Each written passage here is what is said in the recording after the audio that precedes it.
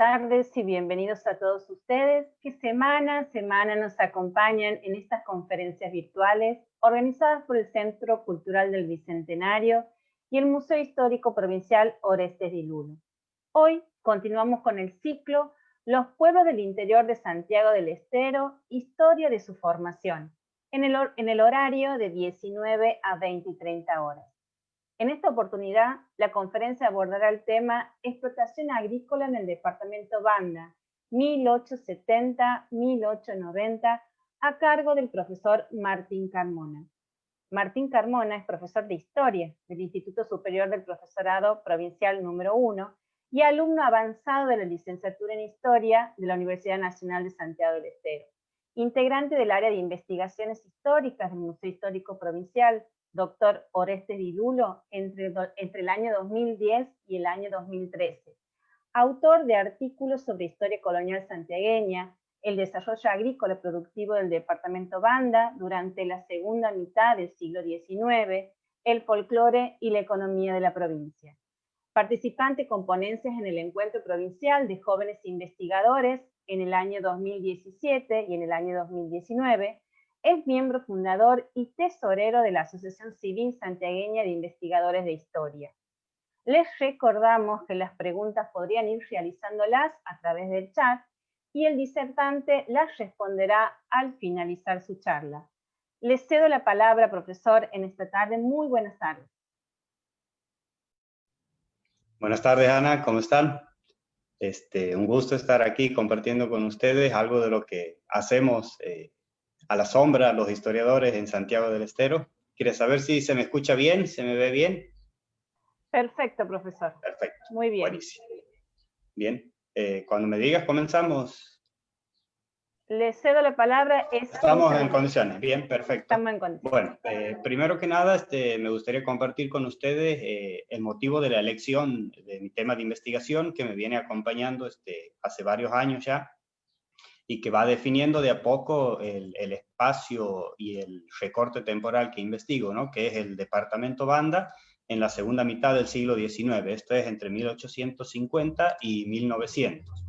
En esta oportunidad nos vamos a centrar en un periodo de tiempo de unos 20 años que va entre 1870 y 1890, que está marcado así y definido en estos 20 años, primero que nada por la excavación de un sistema hídrico que es el Canal de la Cuarteada, que va a definir la producción agrícola y ganadera del departamento Banda, y culmina en 1890 en forma temporaria, porque en ese año es inaugurado el ferrocarril Buenos Aires y Rosario, posteriormente Central Argentino, y que va a modificar y acelerar algunos aspectos productivos y económicos del departamento. Por eso lo más sano en estos momentos es detener ahí la investigación para no introducir los cambios ocasionados por la llegada del ferrocarril. Bueno, y en segundo lugar, a priori podemos determinar que el que investiga es bandeño, por supuesto. Es uno de los motivos que nos mueven a los investigadores que hacemos historia de los pueblos en Santiago del Estero, abordar el pasado del lugar al que pertenecemos, ¿no? Porque es un lugar recorrido, es un lugar practicado, como bien lo sostiene Michel de Certeau en varias de sus obras. Es el lugar en el que vivimos cotidianamente, en el que hemos escuchado cientos de historias, y ese cúmulo de conocimientos, primero orales antes que documentales, son los que nos llevan a pensar cómo era ese lugar antes, siglos atrás, en este caso un siglo atrás, y ver en qué forma se va configurando hasta ser lo que uno ve en nuestra cotidianeidad, ¿no? En segundo término, uno de los cuestionamientos principales que siempre hacemos los que investigamos es el estado de la cuestión, ¿no? Esto es ver hasta qué punto está abordado un determinado tema de estudio, ¿no? En este caso, el departamento Banda está escasamente abordado hasta la actualidad. Hay algunos trabajos importantes al respecto, pero que están orientados desde una descripción llana y desde la crónica a establecer ciertos patrones de algunas instituciones para determinar el origen principalmente de la ciudad de la Banda, ¿no? En mi caso no es mi tema de investigación, Pretendo en algún momento llegar y cerrar con una síntesis cómo se origina la ciudad de la Banda a partir del abordaje departamental, ¿sí? Pasar de lo general a lo particular, pero en estos momentos el abordaje es hacia el sector agrícola y productivo, ¿no? Si me permiten, voy a compartir ahora un PowerPoint para que comencemos con la presentación de un modo didáctico.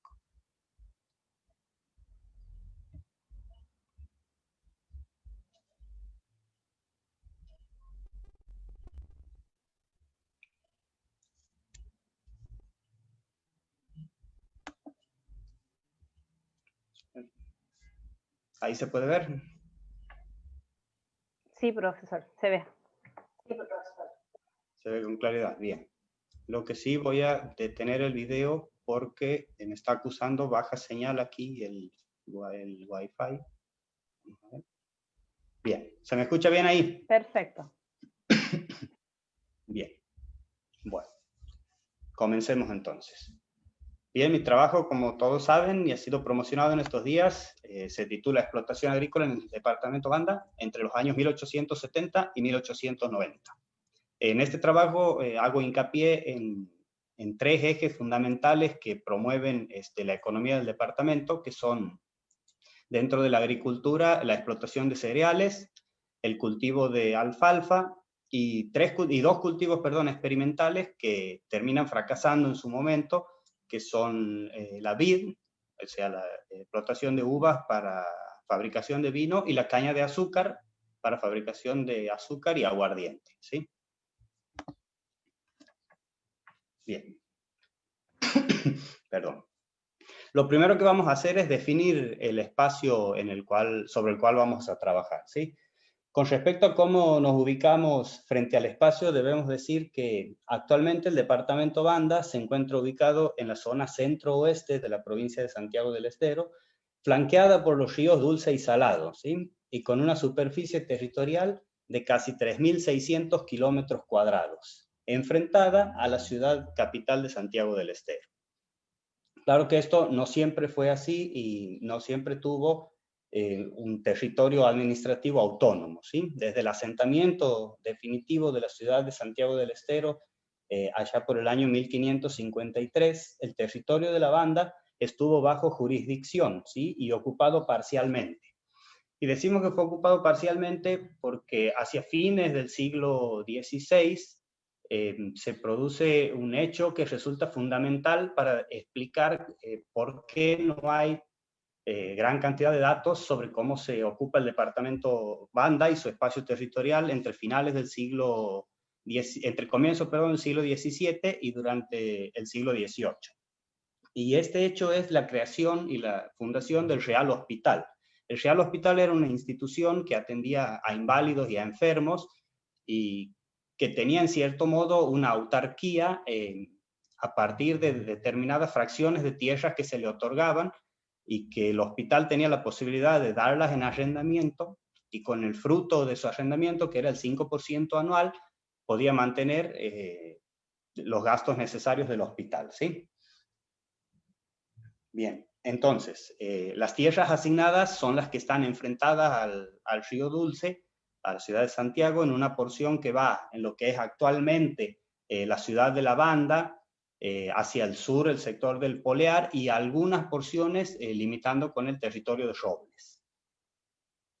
Entonces al hospital se le asigna una cantidad importante de tierras a su cargo para ser arrendadas y de sus productos mantenerlos, ¿sí? Esta situación provoca una lenta ocupación del espacio hasta ingresado el siglo XVIII, cuando el Real Hospital comienza a decaer, ¿sí? Entra en crisis por fallas en su administración, por desfalcos, falta de rendimiento en sus cuentas, y cuando comienza a desaparecer, el Cabildo de Santiago del Estero autoriza lentamente la venta de sus tierras, ¿sí? Sobre todo a particulares. Bien, pasamos a la siguiente.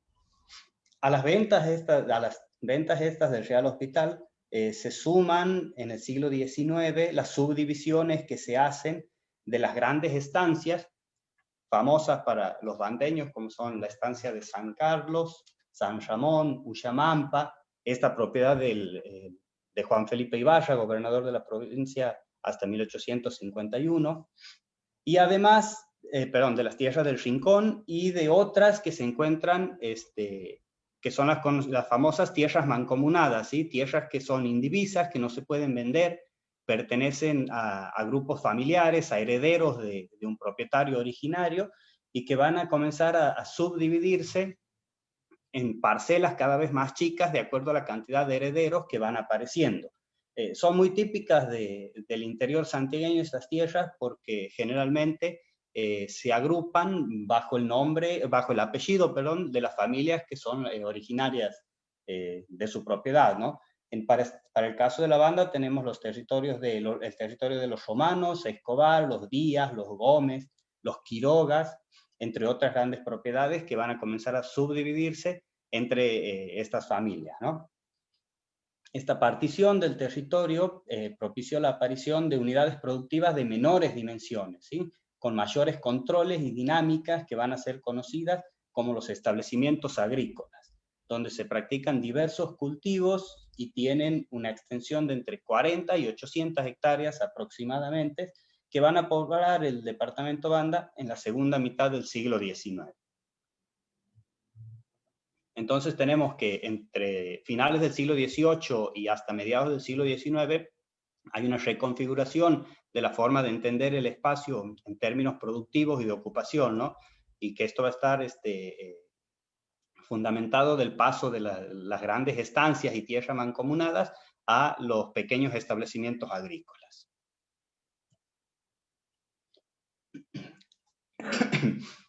Bien, este proceso mencionado se venía dando en el marco de una apertura económica del país y la búsqueda de una inserción al mercado internacional que se va a obtener siendo la Argentina, y en un primer momento la Confederación Argentina, un productor de materias primas y alimentos, ¿sí? El famoso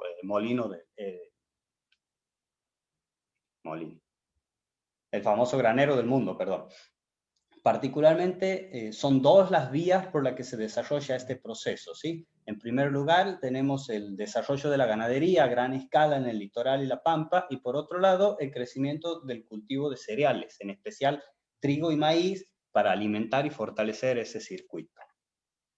En ese marco contextual, la provincia de Santiago del Estero venía arrastrando una condición de economía periférica, profundizada por las malas condiciones en los caminos y vías de comunicación, las cíclicas sequías que azotaban al territorio y la dependencia absoluta de la producción agrícola al riego por bañado, ¿sí? Esta condición limitaba su desarrollo. Esto hacía prevalecer una economía de base doméstica y a pequeña escala, combinada con la recolección de frutos salvajes, que es una característica histórica de la provincia de Santiago del Estero, y una circulación de bienes a escala regional condicionada por los excedentes alcanzados. Esto es, en aquellos momentos en que existía excedentes de los productos agrícolas como trigo o maíz, podían ser vendidos en el mercado regional abasteciendo a Santa Fe, Tucumán, La Rioja, Catamarca, pero esto generalmente ocurría en aquellos casos en que las demás provincias estaban atravesando por alguna sequía o crisis del sector productivo, lo que le permitía a Santiago del Estero insertarse paulatinamente y mejor dicho, ocasionalmente con sus productos. Pasamos al siguiente. Bien, a partir de 1856, con la sanción de la primera Constitución provincial, el departamento Banda recién va a adquirir una entidad legal y física cada vez más definida.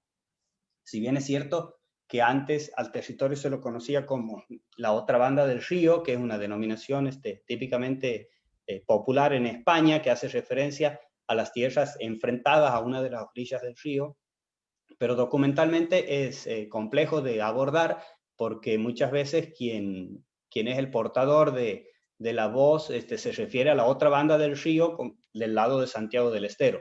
Entonces complica un poco la orientación y la definición del vocablo y de la espacialidad, ¿no? Bien, la inclusión del departamento en la nómina electoral de la Constitución le adjudica representantes a la Cámara de Diputados Provincial. Esto es importantísimo porque a partir de este momento los habitantes y los lugareños del departamento Banda van a poder emitir su voto, de forma indirecta, por supuesto, según lo contemplado en la Constitución, pero van a comenzar a tener una participación política y electoral en el plano de la política provincial, ¿no? Al margen de esto, se va a comenzar la instalación de las autoridades ejecutivas, como jefaturas de policía, juzgado de paz, las comisiones de riego, los agentes de recaudación, ¿sí? Estos son recursos y elementos importantes para un Estado provincial en formación, porque van a ir definiendo la presencia de la autoridad central, esto es de la autoridad del gobierno provincial, en cada uno de los departamentos, y en especial en el departamento Banda. Similar situación va a ocurrir con la educación, donde a partir de 1858 pueden llegar a documentarse las primeras existencias de situaciones de escolaridad, ¿no? Con la designación de preceptores, maestros y la instalación de escuelas que funcionaban generalmente en casas particulares que eran alquiladas a los lugareños y a los propietarios para tales fines. Estas son algunas muestras de los recursos desplegados de un Estado en construcción durante la segunda mitad del siglo XIX y que van a ir moldeando el espacio departamental, ¿no? Finalmente, el departamento será impuesto de una delimitación territorial gracias a la Constitución.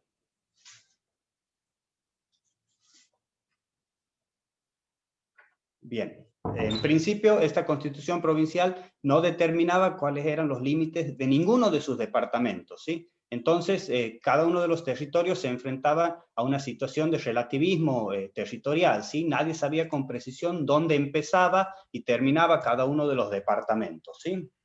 Entonces, para subsanar esta situación, en el año 1864 se sanciona la primera ley de división departamental. Y al departamento Banda se le asignan 4 distritos, ¿sí? Que son los siguientes: Polear, Acosta, Los Palmares y Cuyo. Cada uno de estos distritos va a tener asignado a su cargo un jefe de sección, ¿sí? Que va a ser una suerte de comisario policial que va a ser las veces de presencia municipal en el sector, ¿no? Aunque todavía la idea de municipalidad o comisión municipal, como se la conoce hoy en día, estaba muy alejada, ¿sí?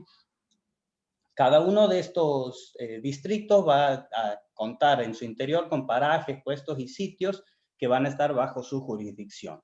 Años más tarde, en 1887, se produce una nueva división territorial, ¿sí? Con otra ley en noviembre de ese año, que va a permitir la expansión del territorio asignado al departamento Banda y le va a otorgar en este caso 9 distritos. Estos son Acosta, Palmares, Trinidad, Cira, Colonia, Rincón, Polear, Cuyo y Palos Quemados. Esta redefinición del espacio departamental va a implicar una quita de territorio a los departamentos vecinos y va a servir en gran parte para incrementar la recaudación la recaudación impositiva que se producía en el departamento gracias a la alta productividad económica y agrícola que existía, ¿no? Además de mejorar la dinámica del aparato burocrático, ¿no?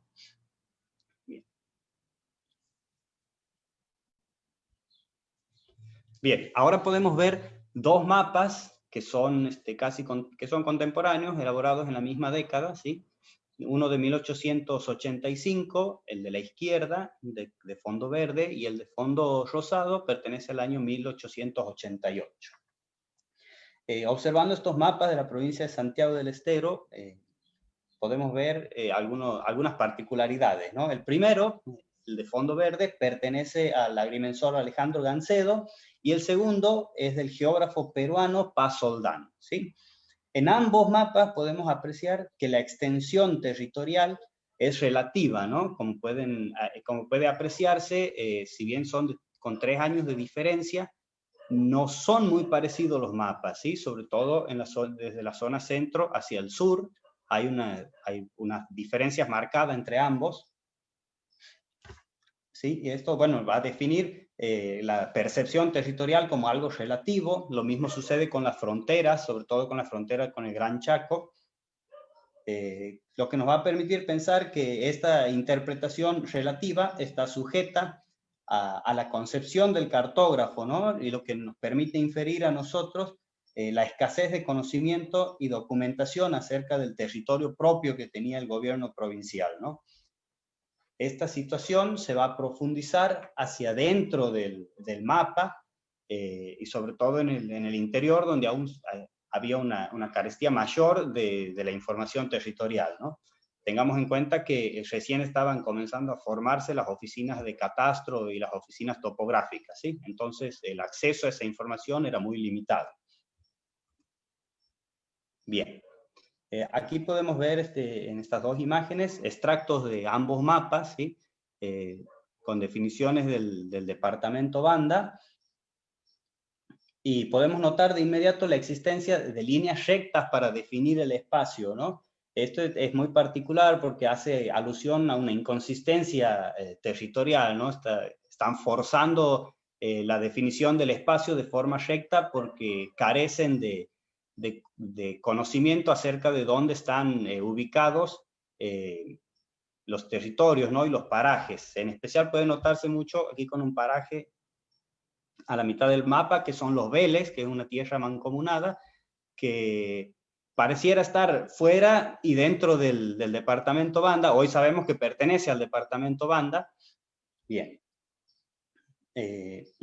Bien, esto determina la falta de límites precisos, las distancias y medidas ausentes, ¿sí? Que tal vez no eran tan importantes en su momento, ¿sí? Hay muchos litigios judiciales al respecto de cuánto medían cada una de las tierras, cada una de las estancias de los establecimientos agrícolas. Había mucho conflicto sobre la tenencia de la tierra.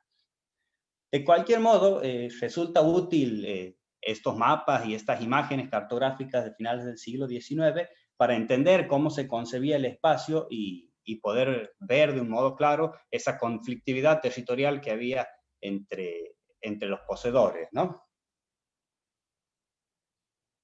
Bien.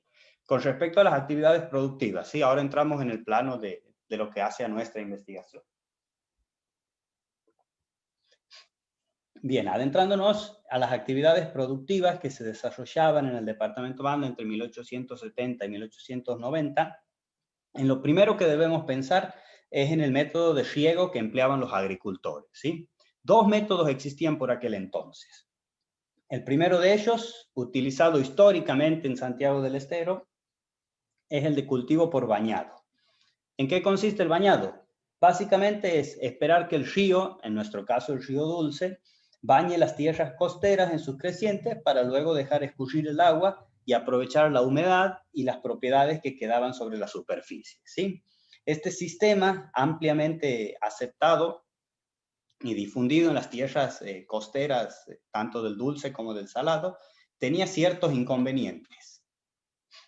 En épocas de sequía hacía impracticable la agricultura, ¿sí? Por otro lado, en las costas altas, con muchas tierras disponibles y fértiles, el agua no llegaba por una cuestión de altura, ¿sí? Y finalmente, si la corriente cambiaba de época, ¿sí? Cambiaba la temporada y se retrasaba, modificaba el calendario de cultivos y la disponibilidad de productos quedaba sujeta a la presencia de grandes volúmenes de agua, ¿sí? Bueno, esto sucedía siempre. En los años que no había creciente, se dificultaba mucho practicar la agricultura en esos espacios, ¿no? Bien, este sistema comenzó a ser abandonado a partir de la década de 1870, cuando se construye el Canal de la Cuarteada. Este canal se había pensado como un acueducto trasvasador, ¿sí? Para evitar en casos de inundaciones en el río Dulce que las aguas arremetieran contra la ciudad de Santiago del Estero, ¿sí? Estaba proyectado atravesar el departamento Banda en forma recta, aproximadamente, aquí pueden ver en el mapa de Gancedo, que está escrito, bueno, Cuarteada dice, pero se ve, no sé si alcanzan a ver ahí en la línea, más o menos en la mitad, debajo de Quiroga y Maravilla, se encuentra ubicado el paraje La Cuarteada, y es desde donde nace el canal. iba a ser un recorrido más o menos recto hasta llegar al río Salado, ¿sí? En el otro extremo. Bien, como se había pensado como un canal trasvasador, entonces iba a pasar las aguas del dulce al salado, para evitar destruir las contenciones y diques que había en la ciudad de Santiago del Estero y derivar su excedente hacia el otro extremo, ¿no?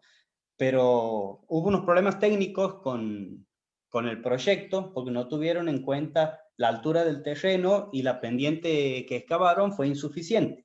Entonces provocaron que una gran porción del departamento Banda quedara inundada en el trazado del acueducto, y esta situación fue aprovechada por los agricultores, primero para usar esas tierras tras la situación de bañado artificial que se había generado, y luego, una vez que la tierra se secó, comenzaron a extraer canales y acequias menores a partir del canal de la Cuarteada, por lo que no hizo falta tener que suspender la obra, sino antes dejarla a medio hacer y comenzar a sacar acueductos, con lo que esa función de trasvasador en parte tuvo éxito porque el agua comenzó a fluir hacia las fincas y los establecimientos agrícolas de los agricultores bandeños, ¿no? Bien, entonces comenzaron a cavar acequias y acueductos menores para derivar el agua a los establecimientos, y a partir de entonces es impresionante cómo se expande el uso de los canales y acequias a tal punto que Alberto Tazos en el año 2006 define este proceso como la revolución del riego, ¿no? Y esto porque en un lapso de aproximadamente 3 años llegan a excavarse más de un centenar de acequias, por lo que al Estado provincial le urge tramitar y legislar la forma en la que las acequias se van a excavar, a quién le corresponde las responsabilidades en torno a las acequias, ¿sí? Y esto va a generar que la forma más práctica de hacerlo sea a través de solicitudes, ¿sí? Aquel que quisiera excavar una acequia a partir del canal de la Cuarteada o bien desde el río Dulce, tenía que presentarse ante el gobierno provincial con una solicitud. Esta era revisada y aprobada, teniendo en cuenta que no se dañe en su recorrido y en su excavación propiedades vecinas ni propiedades de bien público, y una vez aprobado comenzaba la obra, ¿sí?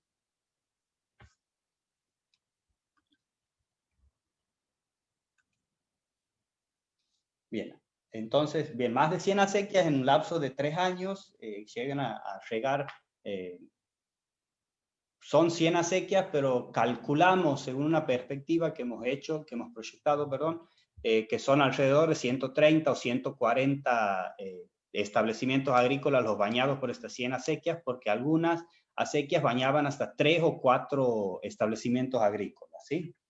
Produciéndose de este modo un notable incremento del área de cultivo, ¿sí? Y para 1880 tenemos una profundización y una transformación importante de la geografía económica del departamento, ¿no? Donde se modifica la escala de producción principalmente, ¿sí?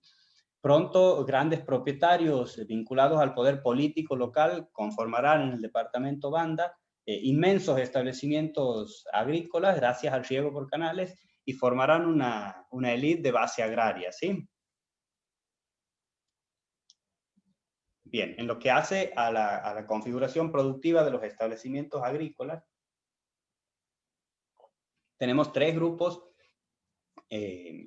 productivos que se practican en ellos. Y el primero de ellos es el de los cereales, ¿sí? Dentro de estos se encuentran el trigo, el maíz, y el arroz.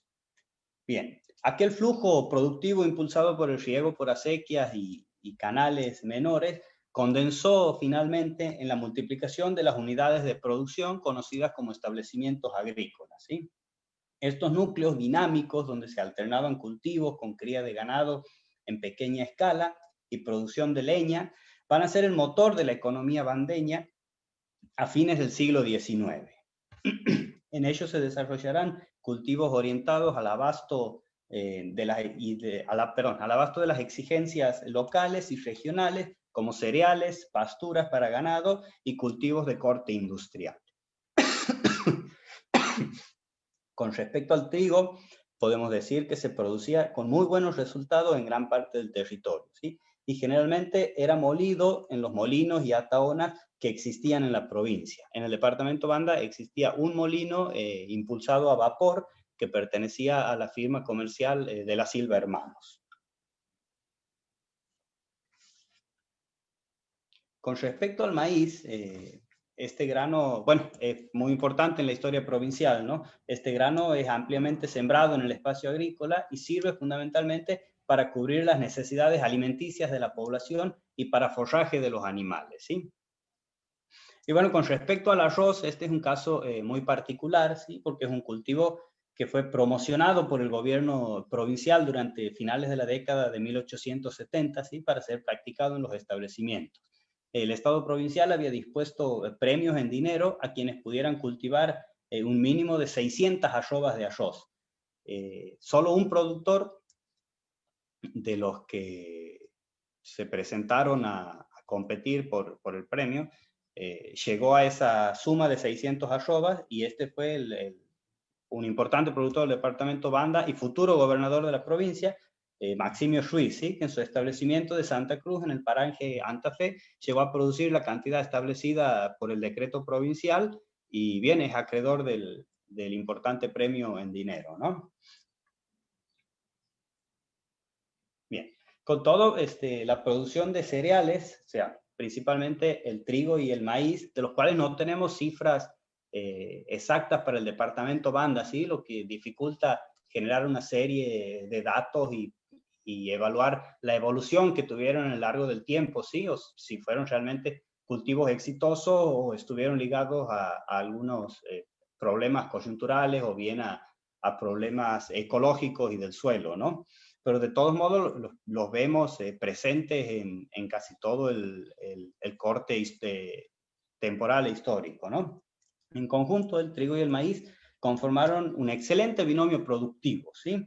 Que mantuvo activos establecimientos agrícolas y permitió generar excedentes de exportación a provincias vecinas como Tucumán, Santa Fe, donde eran transportados por tropas de carreta, ¿sí? El circuito de productores vinculados al Canal de la Cuarteada tenía cosechadas en el año 1883 cerca de 1.550 hectáreas, ¿sí? Lo que sí no se puede establecer qué cantidad de esa hectárea correspondían a trigo o maíz, ¿sí? Porque eran declaradas en forma conjunta, ¿sí? Como producción de cereales.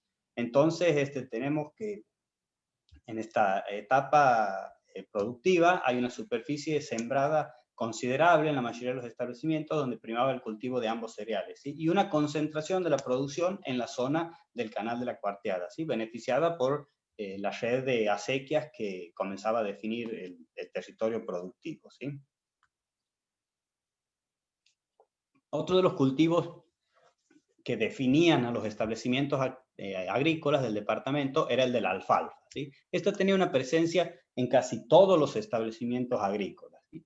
¿Por qué? Hay una cuestión fundamental en esto. Servía para abastecer de alimento a los animales de tiro con que contaban cada uno de los establecimientos agrícolas, ¿sí?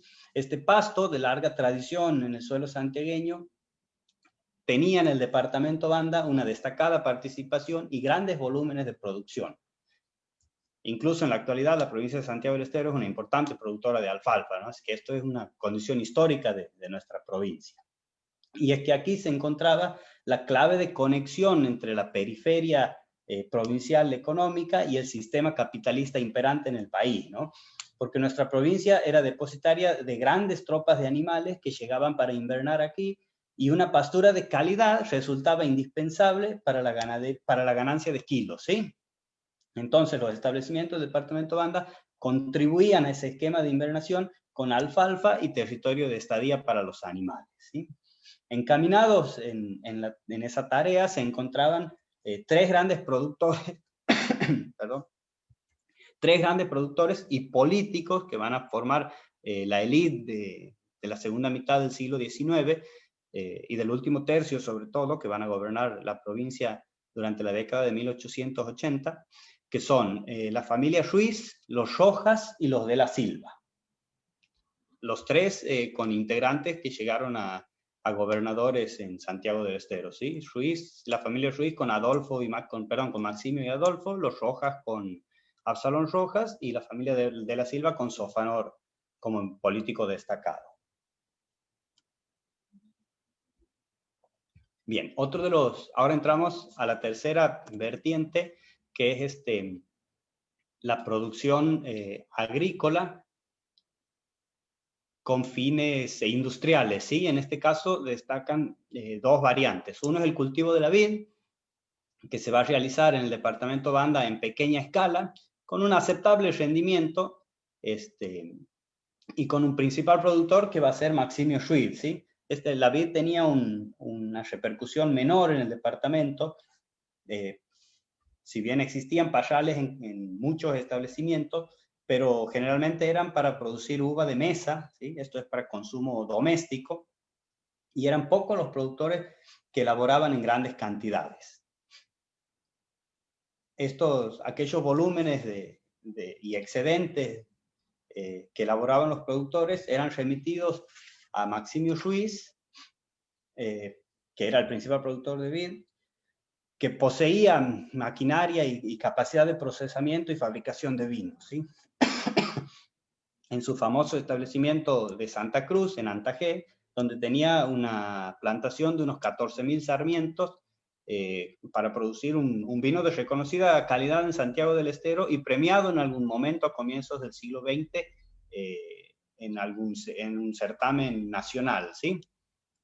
Aquí podemos ver una publicidad del vino especial, como se lo conocía, de Maximio Ruiz, del año 1888. Es todo un hallazgo esta pequeña promoción así tan escueta y con pocas palabras que define en una imagen tan sutil y fría todo el aparato productivo que se proyectaba por aquel entonces en términos económicos y de discurso por la élite santiagueña, ¿no? Que promocionaba constantemente la producción de cultivos en términos industriales para posicionar a la provincia de Santiago del Estero a un nivel nacional, ¿sí?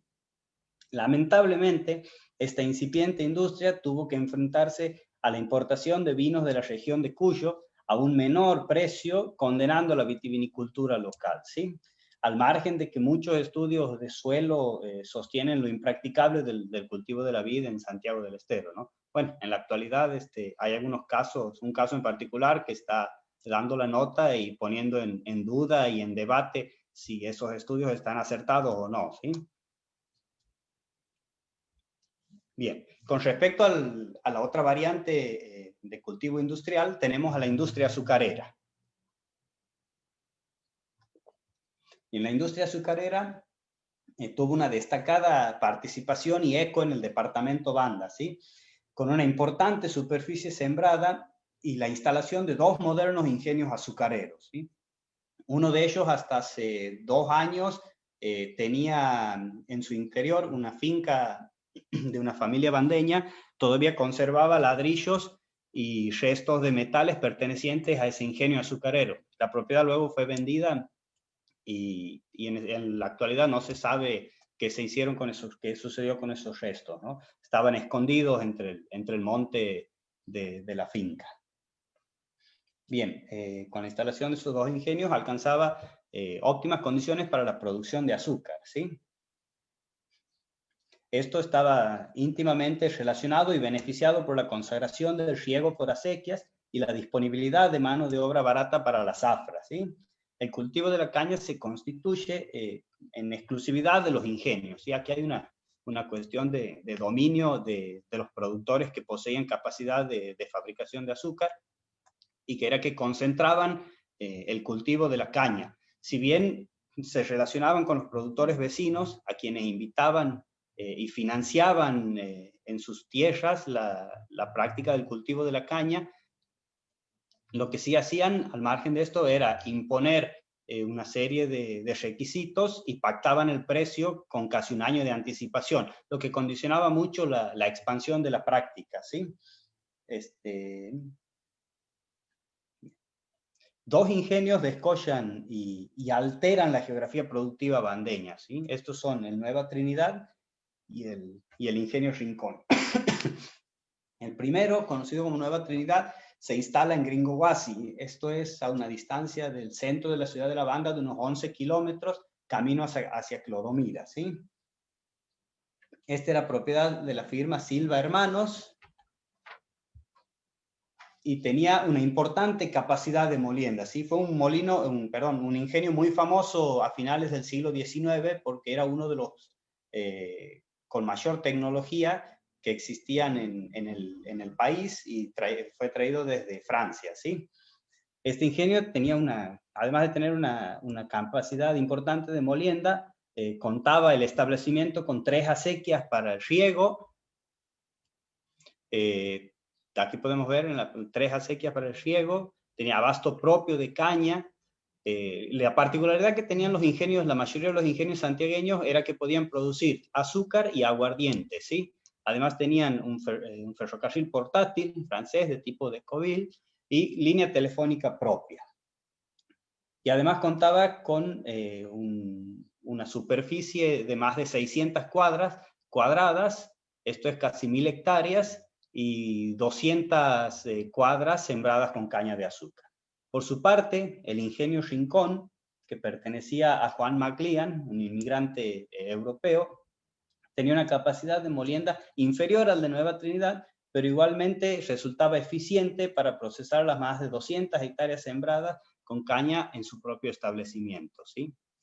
Esta particularidad de los ingenios y versatilidad, ¿no?, que imponen los santiagueños en su modelo productivo, implicaba la posibilidad de una producción dual, ¿sí? En caso de ocurrir una caída del precio del azúcar por abundante producción regional, nuestros ingenios podían producir aguardiente de elevado volumen alcohólico y muy buena calidad, que tenía una salida comercial práctica y de menor competencia, ¿sí? Dado que el grueso de la producción de esta bebida espirituosa se hacía en la provincia de Misiones, ¿sí? Y esa distancia que existía entre Misiones y Santiago del Estero y la dificultad de comunicación directa entre ambas y tránsito de mercadería hacía que el aguardiente santiagueño, y en este caso bandeña, pudiera venderse con facilidad, ¿sí? Esto le permite a los ingenios santiagueños sobrevivir unos años, pero lamentablemente hacia fines de la década de 1880 y durante la década de 1890, con la crisis económica que azota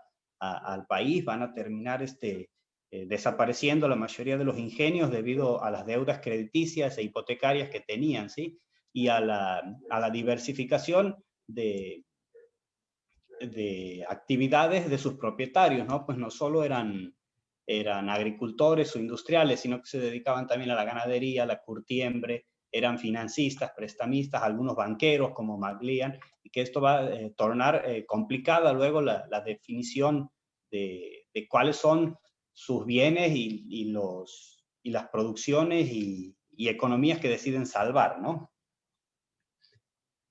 Bien. Ahora vamos a pasar. Bien, aquí tenemos una imagen de cómo iba a quedar el ingenio Nueva Trinidad una vez que estuviera construido, ¿sí? El ingenio Trinidad comienza a construirse en 1883 y a fines de 1885 se encuentra funcionando. Esta imagen se encuentra en el famoso libro de Alejandro Gancedo, ¿sí? La memoria descriptiva de Santiago del Estero, publicado a fines de 1884, y el dibujo pertenece al plano de ejecución de la obra de los ingenieros extranjeros que vienen trayendo todos los materiales para construir aquí el centro productivo, ¿sí? Ahí puede verse la chimenea, ¿sí?, que es la que se conserva, una en Santiago del Estero, en el barrio San Germán, perteneciente al ingenio San Germán, y aquí se puede ver la estructura. Todos los ingenios tenían una estructura más o menos similar, ¿sí? Está el ala productiva, que es el edificio mayor. Alejado están casas para habitación de los operarios, del casero, y dependencias para el mantenimiento y las reparaciones mecánicas, ¿sí? Bien, ahora vamos a pasar a una de las últimas diapositivas, donde vamos a ver la actividad ganadera del departamento Banda, que en realidad es complementaria y secundaria de las actividades productivas que se desarrollan en banda, ¿sí?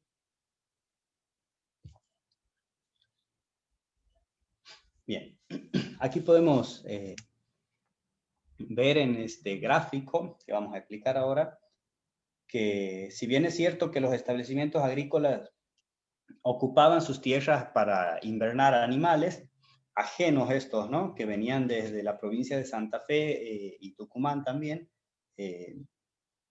aportaban su cuota comercial a la provincia, ¿sí? Ahora vamos a ver qué cantidad de animales eran los existentes en el departamento Banda, ¿sí? Observando el gráfico en pantalla podemos apreciar una posición bastante secundaria y alejada de los principales productores y ganaderos de la provincia, ¿sí? Los grandes productores van a ser Quebracho y el binomio Quebracho y Ojo de Agua, Salavina, Mailín Matará, Figueroa, Jiménez y Loreto. Hasta ahí podríamos contar como los principales productores de cabezas de ganado. Entonces, tenemos que el departamento Banda en este esquema tan solo aportaba un 2% del total de cabezas de ganado, ¿sí? Una cifra ínfima si la contraponemos con los grandes criadores que concentraban el 19 y el 17% del total de las existencias de cabeza de ganado, ¿sí? Estos eran los departamentos Quebracho y Ojo de Agua, el primer binomio, y Salavina. Esto nos conduce a pensar que las existencias ganaderas del departamento Banda simplemente apuntaban a abastecer el comercio cárnico doméstico, ¿sí? Y a la vez los animales de tiro servían como una fuerza de tracción en los establecimientos agrícolas.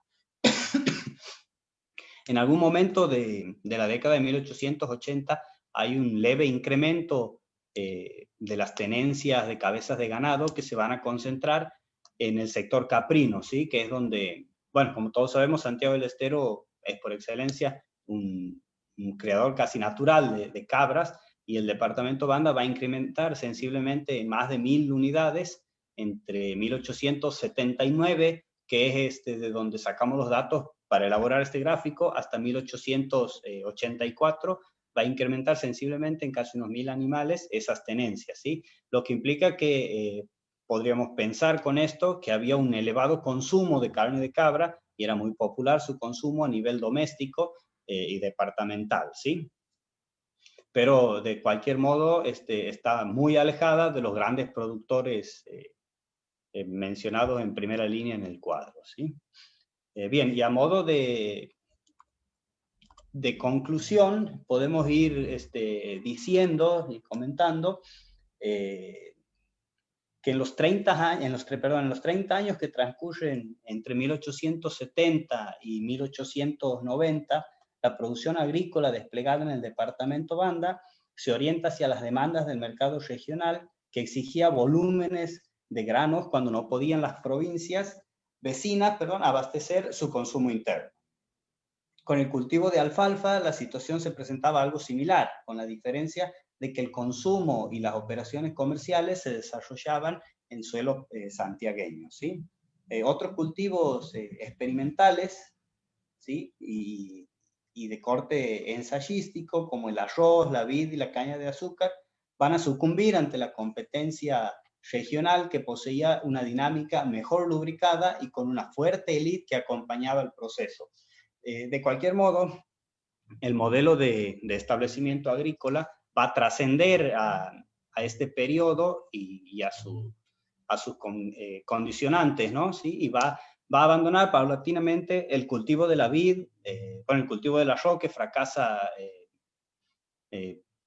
prácticamente en su génesis, y va a abandonar también el cultivo de la caña de azúcar para concentrarse en el cultivo de cereales, en el cultivo, de hortalizas, y va a incorporar, además de la tradición de la alfalfa, va a incorporar el algodón, ¿sí? Hacia fines del siglo XIX y comienzos del siglo XX para constituirlo en un importante producto del orden agrícola, ¿sí? Con todo, el establecimiento agrícola adquiere cada vez más fuerza al ir definiendo las producciones que se generan en su entorno, y al ir abandonando esa dualidad productiva de pretender abarcar varios tipos de cultivos para abastecer al mercado interno, ¿no?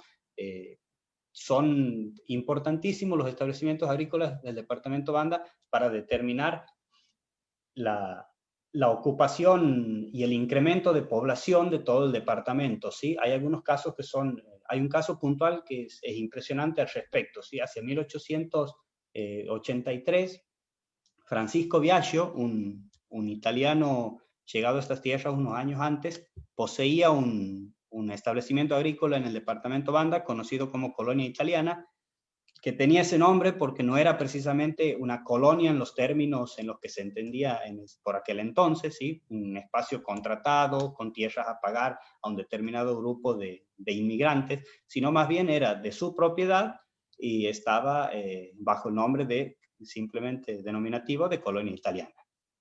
Bien, Francisco Biagio tenía un problema, producía grandes volúmenes de cereales y alfalfa, y en su entorno se iba acumulando una gran cantidad de familias, llegando a más de 400 las familias instaladas alrededor de su espacio agrícola, ¿sí? Que va a comenzar a exigir ciertas demandas sociales, ¿sí?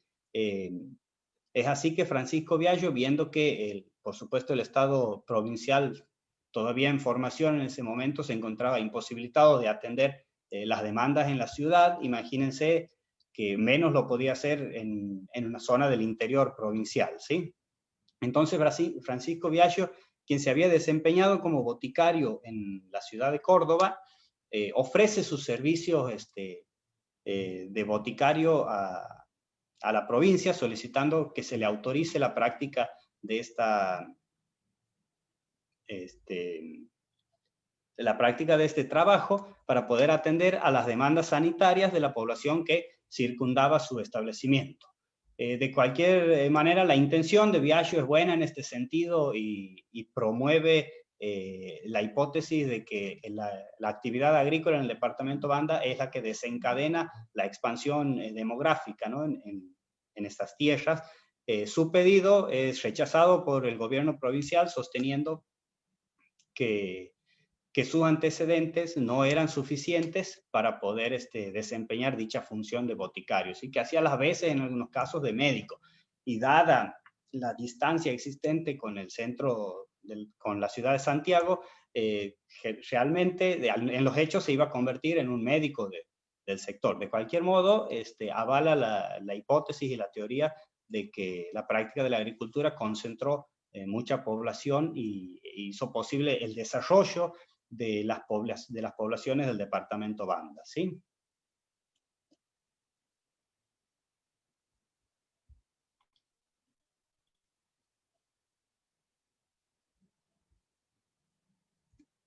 Bien.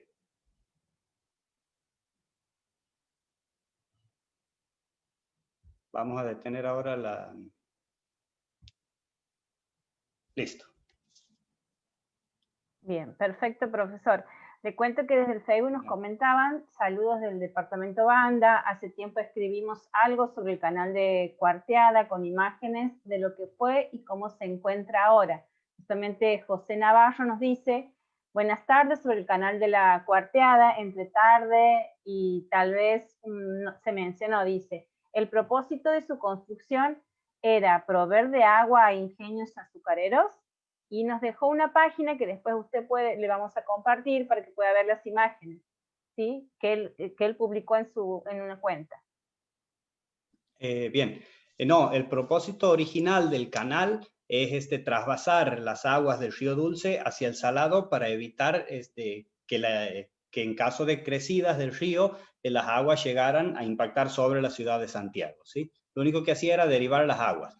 Lo que sí, a medida que comienzan a extraerse acequias y canales de riego, sí, termina beneficiando a la producción azucarera porque los ingenios, ambos ingenios, el de Juan Maglián y el de los hermanos de la Silva, tienen acequias que parten desde el canal de la Cuarteada. Pero originariamente no es ese su propósito, sino es un canal derivador de agua. Como le digo, profesor, le dejan ahí una página para que después usted pueda ver. René Eduardo Contreras nos dice, ¿qué incidencia tuvo la llegada del ferrocarril a este proceso productivo? Eso es algo que estamos aún investigando, pero podemos adelantar algunas cuestiones. En sí, el ferrocarril lo que va a hacer es potenciar la actividad agrícola del sector, ¿sí? Porque le va a permitir generar mayor disponibilidad de cultivo para exportar a provincias vecinas y al puerto de Rosario y Buenos Aires, sin depender de la cantidad de tiempo que tomaba trasladar la mercadería a carreta, ¿sí? Va a acelerar los tiempos y va a mejorar los costos, y en ese caso, sí, es positivo, para el departamento Banda es muy positivo la llegada del ferrocarril, porque desarrolla la demografía además, ¿sí? Llegan con él muchos inmigrantes que se asientan en el espacio del pueblo de la Banda en ese entonces, y tiene sí una incidencia totalmente positiva en el caso del departamento Banda, a diferencia de otros casos, ¿no? Como son algunos pueblos hechos a punta de riel que van a terminar desplazando a poblaciones antiguas, ¿sí? Alrededor del pueblo de la Banda no había otras poblaciones antiguas que se vieran afectadas por su emplazamiento ahí, ¿sí? Bien, Héctor nos pregunta, ¿cuáles son los documentos que sustentan a la investigación? Bien, en esta investigación hemos trabajado con documentos pertenecientes al Archivo Histórico Provincial, que se encuentran en la sección Gobierno, que son solicitudes de excavaciones de acequias, decretos reglamentarios del uso de las acequias, algunas denuncias entre productores que contienen información de qué era lo que se producía en cada uno de los establecimientos, algunos documentos de venta de tierras que se encuentran ahí en el archivo histórico, y otras fuentes son planos y títulos de tierra que se encuentran en la Dirección de Catastro Provincial, y después tenemos fuentes de hemeroteca también, como es el diario El País de los años 1883 a 1886, que se encuentra en resguardo en la Dirección General de Patrimonio. Además, perdón, de fuentes éditas que son los censos nacionales de 1869 y 1895.